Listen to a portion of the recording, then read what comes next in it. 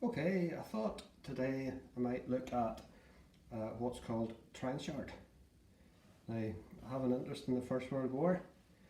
A few of my other videos have shown that. But I just thought I would look at the popular collecting theme of trench art. Now, it's relatively inexpensive as a little bit of a hobby. So it's very much open to everybody to participate in. And you can collect a lot of nice curios. I thought I'll not do them all, but this is a sort of range, and they're quite small when you put your hand over them. These three are lighters. Friend, a wee hat at the back. It's actually the Buffs. A shell case top, and that's made out of a penny, believe it or not. Now, trench art, as its name suggests, and is sort of being advertised as it's soldiers passing their time using bits of copper and brass that's lying around the trenches and creating nice ornamental pieces. Genuinely, that didn't tend to happen that often. Now yes, there is trench art soldiers made in the First World War, but a lot of it was made just after the First World War as wee souvenir pieces. And we'll look at these three lighters just to give you an idea of sort of time scales that I think when these were made. This one here is very crudely done. It's a lighter inside what would have been, I'll bring in one, a bullet case. You can sort of see they're both the same. It is very crude, roughly cut, rusty bits, iron, no real moving parts as such apart from the spinner with a bit of flint and the screw part there just to put in some petrol to soak your cotton, which is inside. Now, to me that would be more like what I would assume a soldier in the trenches would sort of make. Obviously I can't guarantee it that it was made in the trenches, but certainly I would have more of a feeling that this would have been a soldier's type piece that he might have made in the trenches. But like I say, you can't really prove any of these things. You just have to go with feeling and how things are made.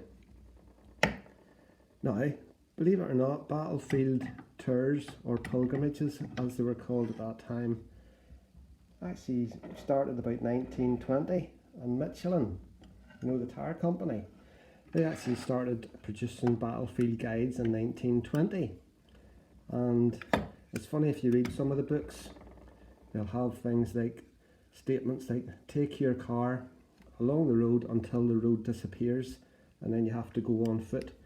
So it sort of gives an indication of the state of the land at that time in the early 20s. So anybody that had any sort of skill or craft tried to make a little bit of money producing these items. Now this is a very nice looking one, and you can just about see the French half franc, very well worn. Now the half franc came about, I think it's in the late 1890s, but if you think about it, half a franc, that was really quite a lot of money. That's like 5p, or you know, so I can't imagine a soldier putting one there. One in the back. I think that's you know, a commercially made piece to be sold to visitors to the battlefield who are on a pilgrimage. Very nicely made, mixture of copper and brass inlaid with the half franc. You can just about make out that, I think that lady's called the sewer. I think that's La Semez or something like that, I think her name is. But you can just make it out and no more. So it is French, it is old. I would say it's early 20s, I would imagine, but a lot more professionally made, let's say. You can certainly see the design in it. Another little piece here, another lighter. I would say that's very, very recent, very well made. Too well made for anybody in the trenches, that's for sure. It's got a wee slide up piece, pulls back the cap, all pivots. It's all very nice. This then comes up and you can see the holes as a wee run guard. It's got a spring loaded little spring loaded flint. So to me that wouldn't really be trenchard as such. That's just a nice little lighter, quite cleverly made to look like trenchard, but nobody's really been fooled with it. You can tell it's too fragile to be made in the trenches compared to this. If you sort of look at the two of them, you wonder which one would last very long, and I can't see that lasting too many goes in the trenches. Different ones at the back there, more familiar. That'll be a wee bottom of a shell case turned into a peak cap. I'll maybe do those another time. I'll not bore you to tears at the minute. That's the top of a shell. There's a shell, and they've made it into a little egg cup. This one here, believe it or not, is a penny, or 1D, and you can just about make out Britannia. It's been hammered flat, obviously. No, I'm not going to get that in the screen, I don't think. You just have to take my word for it, because it is very, very worn. But it is a wee image of Britannia there. A 1 penny or 1D. Maybe look at those another time as well. But trenchard, very interesting.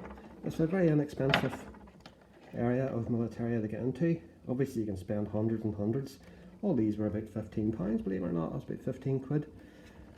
I think that was more or less the same. I might have paid £20 for that just because I liked it. I liked the design, even though it won't be a genuine piece of soldier's art.